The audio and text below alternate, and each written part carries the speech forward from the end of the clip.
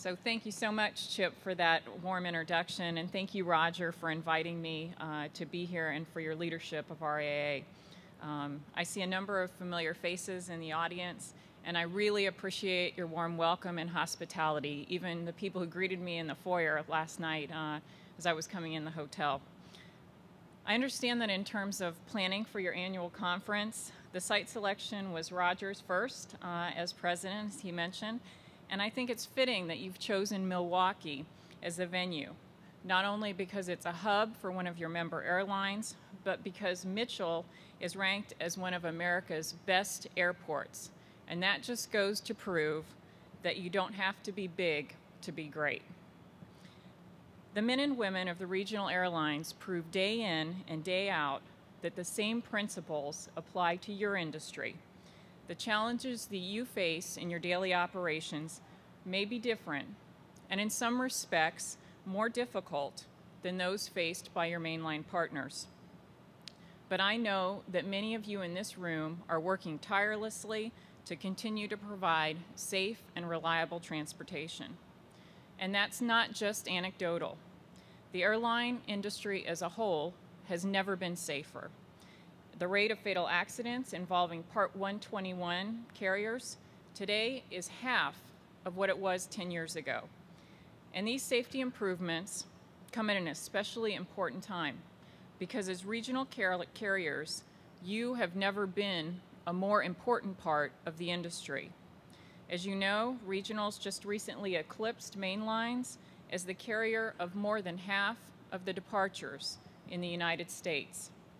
And in fact, I think it's significant, Chip, that when the DOT released their most recent rankings of airline traffic for the month of February 2010, SkyWest was in the top 10, number 7 to be exact, in terms of the number of scheduled enplanements for the month, ahead of JetBlue, AirTran, and Alaska Air. That's quite an accomplishment for Chip and SkyWest. But I also think it's very indicative of the position of regional airlines in today's commercial aviation industry. Last week, the board hosted a 3-day forum on pilot and controller professionalism. And while I'm going to talk a little bit more about that later, I do want to say that there were some comments at the forum that really stuck out for me. People said the regionals serve as the farm team for the main lines. And I responded, and I think you'll agree with me, that regional airlines are the major leagues. At any given moment, there are nearly 5,000 flights operating in the NAS. And if you're flying more than half of the scheduled passenger flights, you're not minor league.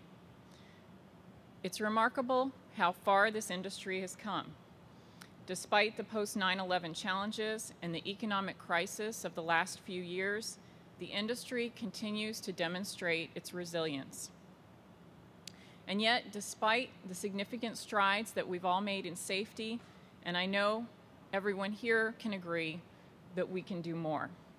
Despite the improvements, we're still seeing system failures, and some of those failures have tragic consequences. Unfortunately, in my time at the NTSB, I've been involved with our work on the last 2 fatal scheduled airline accidents, which have involved regional carriers. The Lexington Comair wrong runway takeoff accident and the Colgan Air Buffalo loss of control accident. These tragedies have turned intense focus of the media and congressional attention on the safety of our nation's commercial airlines and in particular regional carriers. We can debate whether that's fair or not, but what's not debatable is that some of those recent accidents were clearly preventable. As most of you know, Colgan Flight 3407 crashed 5 nautical miles short of the runway at Buffalo Niagara Airport, killing all 49 people on board and 1 person on the ground. In some ways, Colgan Air was a watershed crash in that it brought into the harsh spotlight a number of issues that have been quietly plaguing the industry for decades. NTSB's investigation into Flight 3407, which concluded in February of this year, determined that the crash was due to poor pilot performance. The tragic loss of life was only compounded by the fact that this was a recoverable event.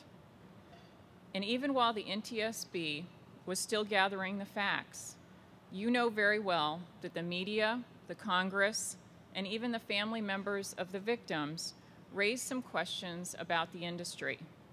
Questions about pilot performance, about commuting, about fatigue, about training, and the relationship between mainline carriers and their regional partners.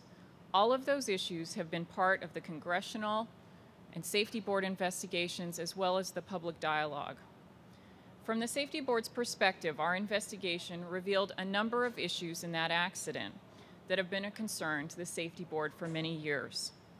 For example, the issues of fatigue and commuting were highlighted by the actions of this crew. The captain had spent the night before the accident in the crew room against company policy, and the first officer had flown the night prior to the accident, jump-seating her way across the country from Seattle to Memphis, and then from Memphis to Newark. Our investigation revealed other significant factors that contributed to this accident, including the captain's inappropriate response to the activation of the stick shaker, the flight crew's failure to monitor their airspeed, the captain's failure to effectively manage the flight, and inadequate procedures for airspeed selection and management during approaches in icing conditions. We all have a responsibility to learn from these preventable mishaps, and I'm particularly pleased to see that the accident has refocused the industry and the FAA's attention on some of the issues that the Safety Board has been raising for years, including flight crew monitoring, pilot performance, sterile cockpit violations, fatigue, training, record keeping, use of personal electronic devices, and safety alerts. If we want pilots to be better at monitoring, we need to revise training procedures. If we want to address how much rest that pilots get, we have to address commuting. If we want pilots to be at the top of their game all the time, we need to train them to be that way. And if we want to raise the bar, we can't simply require industry to meet a safety floor. When the Safety Board concluded our hearing on Colgan, I made a comment that it felt like the movie Groundhog Day. What I meant was that the issues that we discovered in our investigation were nothing new.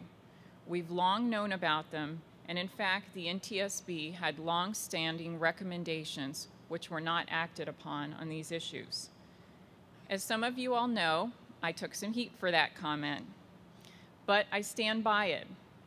I strongly believe that accident investigations are not the time for polite words. If we're going to take our responsibility for the safety of the traveling public seriously, we need to be honest and forthcoming about what went wrong and how we can make it right.